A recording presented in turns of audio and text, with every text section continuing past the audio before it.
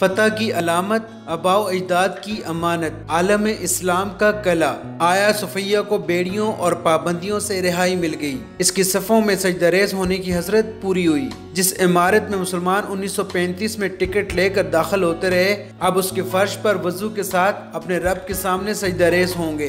पर्दे हट गए। आया सुफिया के अंदर बैठकर तसव्वुर की आंख से काबे को देखा कीजिए। तवील जद्दोजहद के बाद आखिरकार 10 जुलाई 2020 को वो पुरमसरत लम्हा आ ही गया, जब तकरीबन 90 साल के तवील इंतजार और कुर्बानियों के बाद बाज़ंतीनी दौर की ये अजीम तारीखी आया सूफिया दोबारा मस्जिद बन गई और इसके मीनारों से अजान की आवाज आने लगी।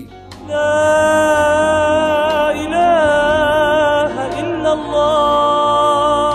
इस वीडियो में हम एक तरफ अजीम तारीख के पोशीदा पहलुओं पर नजर डालेंगे तो दूसरी तरफ शवाहिद के साथ साबित करेंगे कि सुल्तान मोहम्मद फातेह ने आया सुफिया के साथ कैसा शफकत का सलूक किया। आया सुफिया 1500 बरस से मशरिक और मगरब के मिलाप की गवाह है। यहाँ इस्तंबुल की तुंदो तेज तारीख सिमटी है। कई जंगों के जख्म सहने और जमाने के निशेबो फराज देखने के बावजूद ये इमारत आज भी पूरी शान शौकत के साथ अपनी जगह पर खड़ी है। रोमन मौरख टेसीट्स के मुताबिक आया सुफिया यानी church of the holy wisdom of Christ बाज़ंतीनी शहर एक्रोपोलिस में इसी मुकाम पर कायम किया गया, जहां इससे पहले 2 गिरजाघर बनाए गए थे। रोमन बादशाह कॉन्स्टाइन ने 4वीं सदी में शहर का नाम बदलकर कुस्तुनतुनिया रख दिया और सल्तनत रोम का दारुल हुकूमत यहाँ मुंतकिल कर दिया। कॉन्स्टाइन ऐसा शहर बनाना चाहता था कि लोग रोम को भूल जाएं। पहली बार आया सुफिया को सन 360 में कॉन्स्टाइन के बेटे कॉन्स्टेनियन II ने खोला, लेकिन 404 के फसादात में इसे जला दिया गया। इसके बाद थियोडोसियस II ने सन 405 में इसे दोबारा तामीर किया,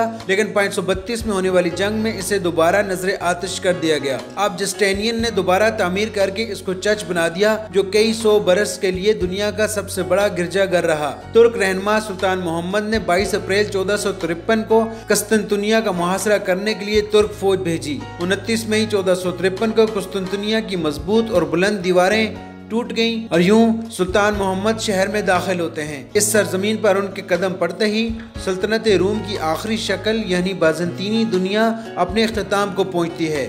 ये दिन कुस्तुनतुनिया की तारीख में नए बाब का आगाज था। शहर का नया नाम इस्तंबुल रखा गया, जो मुस्लिम सिटी और सुल्तान मोहम्मद की सुल्तनत उस्मानिया का दारुल हुकूमत था। सुल्तान मोहम्मद ने इस इमारत को मस्जिद करार दिया और किसी बुनियादी तब्दीली के बजाय इसके हर कोने में एक एक मीनार बना दिया। आया सुफिया के अंदर अल्लाह ताला के सिफाती नाम, नबी पाक सल्लल्लाहु अलैहि वसल्लम के इस्माए मुबारक और नबी पाक सल्लल्लाहु अलैहि वसल्लम के नवासों के नाम अवेज़ा कर दिए गए। किबला रुख के तयन के लिए मेहराब तामीर कराया गया, लेकिन सुल्तान मोहम्मद ने अपनी ही सुल्तनत में मौजूद ये इमारत अपनी मुमलिकत की मलकियत के माले गनीमत समझकर अपने पास रखी, न इस पर कब्जा किया, बल्कि उन्होंने इसको खरीद कर एक ट्रस्ट को दिया, जिसने इमारत को मस्जिद में तब्दील कर दिया। इस तारीखी हकीकत का एतराफ और ऐलान तो खुद ये अदालती फैसला भी कर रहा है।